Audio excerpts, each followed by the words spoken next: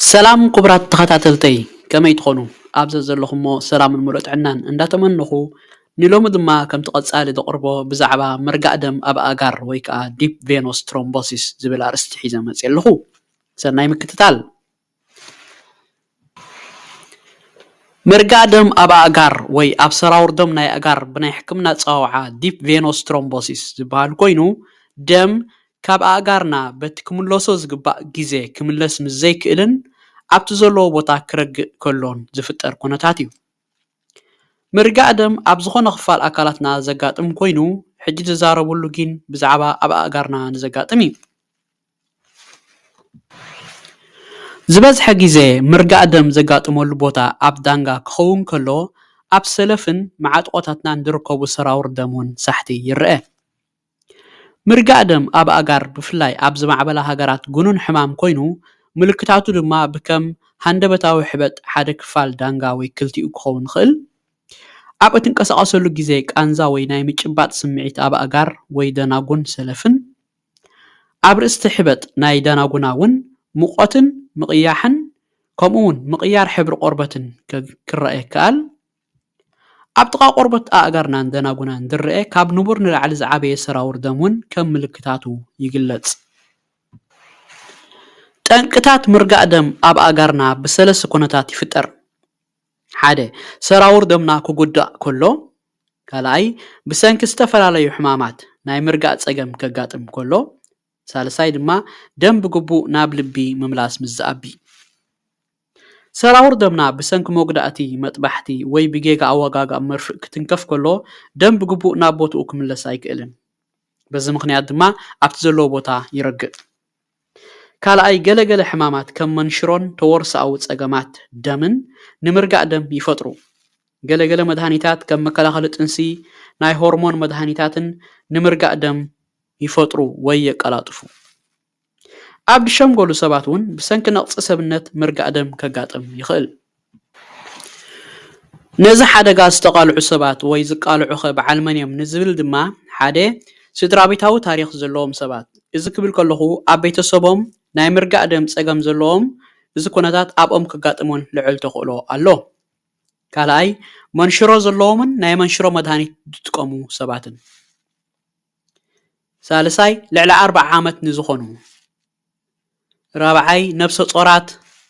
ሓሙሻይ ትንባኾን ኣወላፍ ነገራትን ዝጥቀሙ ሰባትን ካልእውን ልዑል ፀቕጢ ደም ዘለዎምን ሽኮርያ ዘለዎምን ሰባት ኣብዚኦምን ከጋጥም ልዕል ተኽእሎ ኣሎ ቀፂለ ቫሪኮስ ቬይን ኣብ ዘጥቁዖም ሰባትን እዚ ዓይነት ፀገም ይረኣዮም ቫሪኮስ ቬይን ክንብል ከለና ዝተጠዋወየን ዝገፍሐን ሰራውር ደም ኣብ ኣእጋር ማለት እዩ መከላኸሊ ጥንሲ ሆርሞናትን ኣብ ዝወስዳ ደቂ ኣንስትዮ ልዑል ክብደት ሰብነት ኣብ ዘለዎምን እውን በዛ ዓይነት ሕማም ንኸጥቅዑ ልዑል ተኽእሎ ኣሎ ማለት እዩ ኣብ ኣፋውሳ ሕማም ምርጋእ ደም ኣእጋር ምስ ንመፅእ እቲ ቀንዲ ዕላማ ነቲ ዝረቀ ደም ካብቲ ዘለዎ ንኸይዓብን ብኻልእ ወገን ድማ ዕድል ረኺቡ ናብ ሰናብኡናን ልብናን ከይበፅሕ ምክልኻለን እዩ ብተወሳኺ እውን ነቶም ነዚ ምርጋእ ደም ጠንቂ ዝኾኑ ብምልላይ ምዕጋቶምን ምክልኻሎምን ኣገዳሲ ይኸውን ብሓኪም ዝወሃቡ ደም መቕጠኒ መድሃኒታት ምጥቃም እቲ ቀንዲ ንምርጋእ ደም መከላኸሊ ክኸውን ከሎ ብመልክዕ መርፍእ ወይ ከኒና ድማ ይወሃብ بمسرت حدا جنيانت اتزرق أدم دما أزوم مدهانيتات نحتصير جزن نخل جزن دوسدو كخونو يخلو كاله دم كيرجئن بجبو دما نابل بنخملس زحجز بحكيم زز متات غالسون الله إذا كالس إزي compression stocking دبهال كوينو إزي نتسراور دم أبكى بينخي كابن بسقطي تتمتات غالس دما تدفئو نابل بنخملس زحجزيو